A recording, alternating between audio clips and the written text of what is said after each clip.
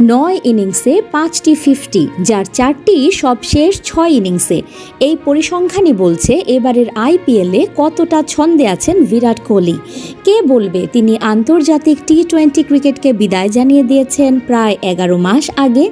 সাবেক ভারতীয় ব্যাটসম্যান সুরেশ রায়নার মতে এই সংস্করণে আগেভাগেই জাতীয় দল থেকে অবসর নিয়ে ফেলেছেন কোহলি। রাজস্থান রয়্যালসের বিপক্ষে বুধবার 8টি 4 ও 2টি ছক্কায় 42 বলে 70 রানের চমৎকার ইনিংস খেলেন রয়্যাল চ্যালেঞ্জার্স বেঙ্গালুরুর তারকা কোহলি। চলতি আসরে 65.33 গড় আর 144.11 স্ট্রাইক রেটে তার রান এখন 392। এর চেয়ে বেশি রান আছে কেবল গুজরাট টাইটান্সের সাই সুদর্শনের 417। গত আসরে 15 ইনিংসে 5 50 ও 1 সেঞ্চুরিতে 741 রান করে দ্বিতীয়বারের মতো আসরের সর্বোচ্চ রান সংগ্রাহকের পুরস্কার অরেঞ্জ ক্যাপ জিতেছিলেন কোহলি। এবারও ছুটেছেন সেই পথে। এবার তার 5টি 50 হয়ে গেছে 9 ইনিংসেই।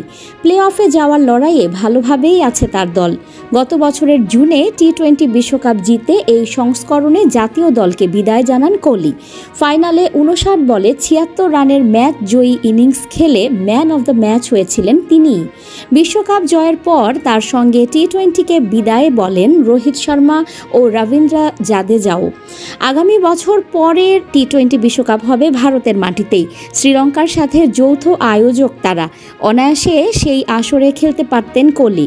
স্টার স্পোর্টসে আলাপে বললেন রায়না, আমি এখনও মনে করি বিরাট কোহলি টি-20 ক্রিকেট থেকে তাড়াতাড়ি অবসর নিয়েছে। বর্তমানে যে ছন্দে সে খেলছে এবং 2025 চ্যাম্পিয়ন্স ট্রফির সময়ও যে ছন্দে ছিল, এতে 2026 সাল পর্যন্ত খেলতে পারত সে। আইপিএলের আগে গত ফেব্রুয়ারি থেকে মার্চে ওয়ানডে সংস্করণে ভারতের চ্যাম্পিয়ন্স ট্রফি জয়েও বড় অবদান রাখেন কোহলি। গ্রুপ পর্বে পাকিস্তানের বিপক্ষে রান তাড়ায় অপরাজিত সেঞ্চুরিতে দলকে জেতান তিনি।